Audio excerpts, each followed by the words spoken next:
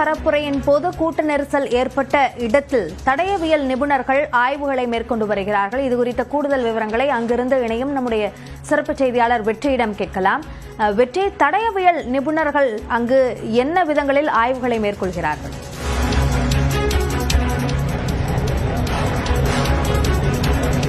அடிப்படையில் இந்த விபத்து நிறைய கேள்விகளை எழுப்புது.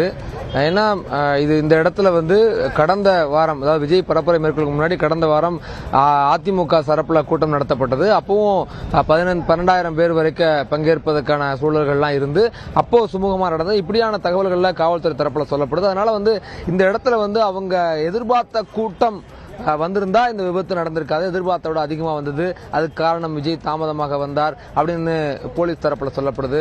எதிர்கட்சிகள் இல்ல காவல்துறையினுடைய திட்டமிடல் சரியில்லை, அவங்க கடந்த முறை விஜய் அந்த இடத்துல கடந்த முறை அவருடைய கூட்டங்களை கணக்குல கொண்டு இந்த பிரச்சாரத்தை திட்டமிடல, அப்படியான விவகாரங்கள் அப்படியான குற்றச்சாட்டுகள்லாம் எதிர்கட்சிகள் தரப்புல முன்வைக்கப்படுது.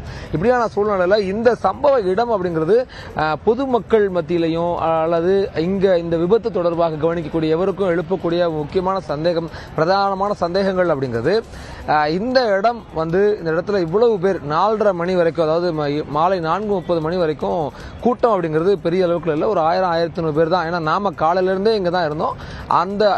அவ்வளவு கூட்டம் தான் இருக்கும்போது ஒரு மணி நேரத்துக்குள்ள ஒரு 5:30 மணி 5:30 6 மணிக்குள்ளாக அதுக்குள்ள இவ்வளவு பெரிய கூட்டம் இந்த இடத்துக்கு சேர்ந்திருக்குது. அது ஒரு வேளை அவங்க வேலைக்கு போனவங்க, காலேஜ் முடிச்சுட்டு வந்தவங்க, ஸ்கூல் முடிச்சுட்டு வந்தவங்க அப்படியெல்லாம் சேர்ந்திருக்காங்களா அப்படிங்கிறதும் தெரியணும்.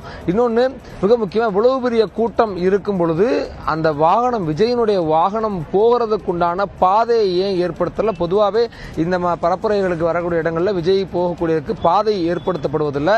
அது அவர் நின்னதுக்கு அப்புறம் தான் மக்களை விலக்கிக்கிட்டு தான், கூட்டத்தை விலக்கிக்கிட்டு தான் அந்த அவருடைய வாகனங்கள்லாம், அவருடைய கான்வாய் வாகனமாகட்டும் அவருடைய வாகனமாகட்டும் போகும். நேத்தும் இங்கேயும் அதே ஒரு முயற்சி எடுக்க போய் தான் ஒரு ஆள் கூட நகர முடியாம இருந்த இடத்துக்குள்ள ஒரு பெரிய வேன் போகுது, பெரிய பஸ் போகுது. அது தொடர்ச்சியா போறதுக்கான இடங்களை உருவாக்குறதுடைய விளைவு தான் அந்த இவ்வளவு பெரிய நெரிசல் ஏற்பட்டது. காலையிலிருந்து நாள் முழுக்க தொண்டர்கள் எல்லாம் வெயில்ல காத்திருந்தது. இப்படியான விவகாரங்கள் தான் இவ்வளவு தூரம் உயிர் இழப்புக்கு ஒரு காரணமா இருக்குது. அப்படிங்கிற பட்சத்தில் இந்த இடம் தான் விஜய் நின்று பேசுறது. இந்த இடத்துல தான் அவருடைய வாகனம் நின்றுச்சு. இந்த இடம் முழுக்க ஒரு துளி இடைவெளி கிடையாது. ஒரு மனிதர் கூட இங்கிருந்து இங்க கடந்து ஒரு இடத்த கடந்து போக முடியாது. அந்த அளவுக்கான நெரிசல் மத்தியில தான் இந்த இடத்துல விஜயனுடைய வாகனம் நின்று அவர் இங்க நின்று தான் பேசினாரு. அவர் பேசிக்கிட்டு இருக்கும் போது தான், அவர் பேச ஆரம்பிச்ச உடனே காவல்துறைக்கு நன்றி சொல்றாரு. அதுக்கு பின்னாடி கொஞ்ச நேரத்திலேயே இந்த புறம், இந்த இடத்துல பாருங்க, விஜயனுடைய வாகனம் நின்னதுக்கான இந்த வலப்புறம் தான் திடீர்னு அங்கிருந்து ஒரு கூச்சல் வருது. அங்கிருந்து விஜய் பேசிக்கிட்டு இருக்கும் போதே அவரை கூப்பிடுறாங்க அங்க இருந்த மக்கள். என்னன்னு பார்க்கும்போது தான் இந்த இடத்துல ஒரு 3-4 பேருக்கு மேல மயங்கி விழுந்திருக்க தெரியுது. அப்பதான் விஜய் வாட்டர் கேன் எல்லாம் கொடுக்குறாரு. அப்புறம் அவங்க வண்டியில இருந்து அந்த சப்ளை எல்லாம் இங்கதான் பண்றாங்க. அந்த வாட்டர் கேன் கொடுத்த இடம்லாம் இதுதான். இந்த இடத்துல தான் அவங்க அதிகமான உயிரிழப்பு நடந்த இடமாக இதுவரைக்கும் காவல்துறையால சொல்லப்படுது. ஏன்னா இந்த இடத்துல தான் விஜயனுடைய வாகனம் இங்க நிக்க போறதுனால இந்த இடத்துல அவர் அதிகம் பார்க்க முடியும் அப்படின்றதுக்காக இங்க அதிகம் பேர் இருந்திருக்காங்க. இன்னொன்னு ரொம்ப முக்கியமா, இங்க நின்றுகிட்டு இருந்தவங்க தான் மயங்கி விழுந்திருக்காங்க. பக்கத்துல இந்த இடம் தான் அந்த ஒரு தகரம் விழுந்து கிடக்கிற இடம் தான் அந்த ஜெனரேட்டர் வச்சிருந்தாங்க.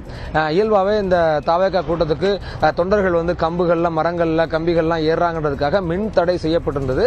அதுக்கு மாற்றா இவங்க கட்சி சார்பில் இங்க ஒரு ஜெனரேட்டர் வச்சு அவங்க தற்காலிகமா மின் வசதி செஞ்சிருந்தாங்க, மின் விளக்குகள் எடுத்திருந்தாங்க. அவங்க அந்த கூட்ட நெரிசல் ஏற்பட்ட உடனேயே, விஜயனுடைய கான்வாய் வாகனம் வரத்துவன உடனேயே இந்த இடத்துல அந்த தகரங்களை இடிச்சுக்கிட்டு, தகரம் தான் அந்த தகர தடுப்பு உடஞ்சு ஜெனரேட்டர் மேல மக்கள் தொண்டர்கள் ஏறினதுக்கு அப்புறம் தான் அந்த ஜெனரேட்டர் மின் தடையும் ஏற்பட்டது. அந்த பகுதியில் விளக்கு அணைக்கப்பட்டது. நாம இங்க இருந்து நாம நேரில் பார்த்துட்டு இருக்கும்போது நாம அதெல்லாம் கவனிச்சோம்.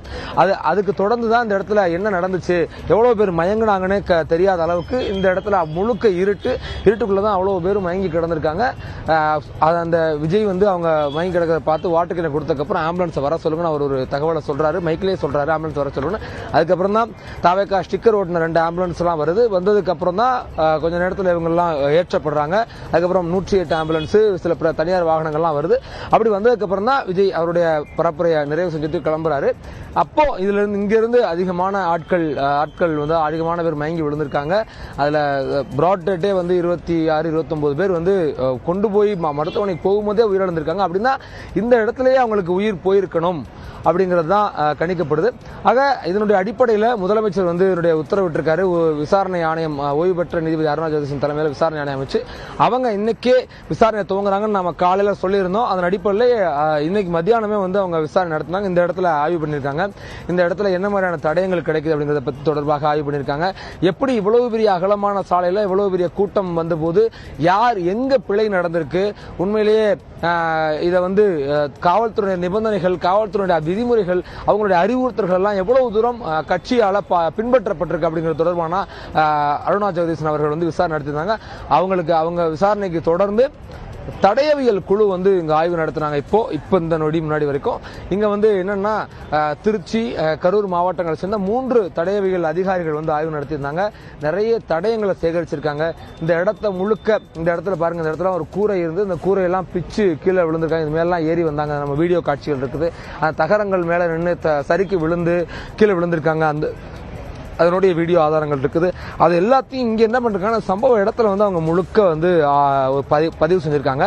தடயவியல் நிபுணர்கள் வந்து முழுக்க இந்த இடத்துல என்ன இருக்கோ எல்லாவற்றையும் புகைப்படங்களாகவும் வீடியோக்களாகவும் பதிவு செஞ்சிருக்காங்க. பதிவு செஞ்ச தொடர்ச்சியா இந்த இடங்கள்ல என்னென்ன ஆதாரங்கள் கிடைக்குதோ எல்லாவற்றையும் சேகரிச்சிருக்காங்க. எப்படி இந்த விபத்து நடந்திருக்கும் அப்படின்னு தொடர்பான ஒரு முதல்கட்ட விசாரணையை தான் இப்போ முதல்கட்ட ஆய்வு விசாரணையை தடயவியல் குழு தொடங்கியிருக்காங்க. இன்னும் அடுத்தடுத்த கட்டத்தில் இந்த விசாரணை தீவிரப்படுத்தப்படுது.